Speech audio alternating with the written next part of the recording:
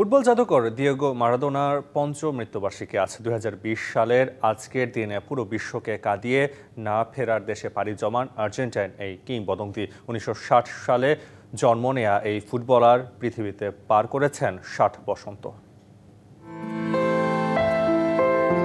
সময় চলে, থেকে যায় শুধুই স্মৃতি। দেখতে দেখতে ৫টি বছর পেরিয়ে গেল ফুটবল মহানায়ক মারাদোনার প্রস্থানের।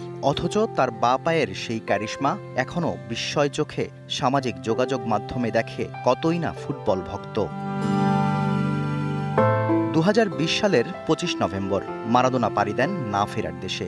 ১৯৬০ সালে আর্জেন্টিনার লানুসে জন্ম নেয়া এই ফুটবল ম্যাজিশিয়ান পৃথিবীতে পার করেছেন মাত্র ৬০টি বসন্ত। কি করছেন ওপারে এই ফুটবল জাদুকর? মনের দৃষ্টিতে দেখে নিতে পারেন আরেক কিংবদন্তি পেলের সাথে স্বর্গে জুটি বেঁধেছেন দিয়েগো আর্মান্দো মারাদোনা। পেলেই তো মারাদোনার বিদায়ের পর এমনটা বলেছিলেন, এখন তো দুজনেই ওই আকাশের তারা। ১৯৭৭ থেকে ১৯৯৪ মারাদোনার ছোঁয়ায় বদলে গিয়েছিল আর্জেন্টিনা। ঘরে গেছে দুটি বিশ্বকাপ, তবে মারাদোনাকে মনে রাখার জন্য ১৯৮৬ বিশ্বকাপই যথেষ্ট। কোয়ার্টার ফাইনালে ইংল্যান্ডের বিপক্ষে করা দুটি গোলেই তিনি হয়ে আছেন চিরস্মরণীয়।